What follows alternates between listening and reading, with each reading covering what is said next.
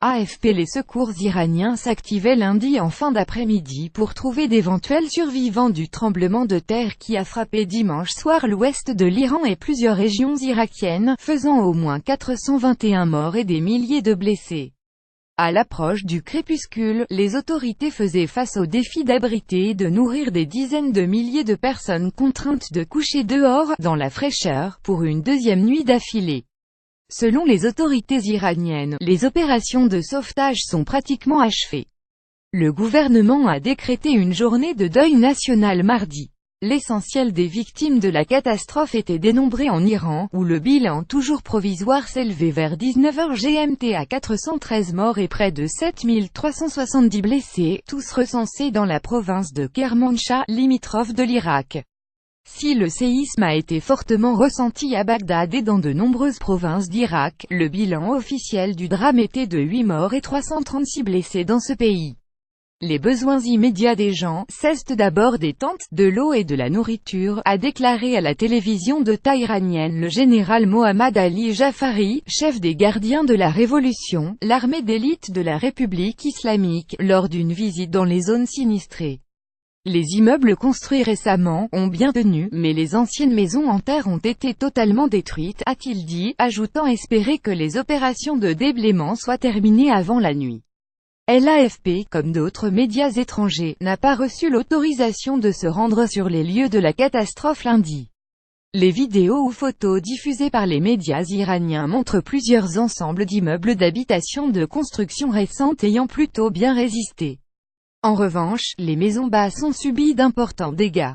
L'épicentre du tremblement de terre, de magnitude 7,3, a été localisé tout près de la frontière irakienne, à une cinquantaine de kilomètres au nord de Sahar Polzahab, la ville la plus touchée par le sinistre, avec 280 morts. Selon plusieurs médias iraniens, une femme et un nourrisson ont été sortis vivants lundi matin des décombres dans cette ville de 85 000 habitants. Dans le comté voisin de Dalaou, nombre de villages ont été détruits à 100%, selon le préfet local cité par l'agence de presse Tasnim. Selon le gouvernement, 22 000 tentes, 52 000 couvertures ainsi que près de 17 tonnes de riz et 100 000 conserves ont été envoyées sur place, et plus de 200 000 bouteilles d'eau ont été distribuées. En fin d'après-midi, les autorités locales ont indiqué que toutes les routes fermées plus tôt à cause de glissements de terrain avaient été rouvertes dans la province de Kermanshah, mais l'électricité n'avait toujours pas été rétablie à Sahar Polzahab, selon la télévision d'État. Photo Reuters. Le guide suprême iranien, l'ayatollah Ali Khamenei, a ordonné au gouvernement et aux forces armées de mobiliser tous leurs moyens pour aider la population. Selon plusieurs médias, des centaines d'ambulances et des dizaines d'hélicoptères de l'armée ont participé aux opérations de secours. 200 blessés ont été évacués vers Téhéran par avion pour y être hospitalisés. À Darbandikan, localité la plus touchée du côté irakien, les autorités ont appelé les habitants de la zone sud de la ville à quitter les environs, redoutant qu'un barrage n'ait été touché. On n'avait pas vu ça ici depuis un siècle au moins, a affirmé un responsable local. Selon l'Institut de géophysique de l'Université de Téhéran, le séisme a été suivi par plus de 150 secousses, dont une vingtaine d'une magnitude supérieure à 4, avec un maximum de 4,7 sur l'échelle de Richter. Les écoles sont restées fermées lundi dans plusieurs provinces iraniennes frontalières de l'Irak. Dans celle de Kermanshah, où 3 jours de deuil ont été décrétés, elles devaient encore l'être mardi. Les tremblements de terre sont fréquents en Iran.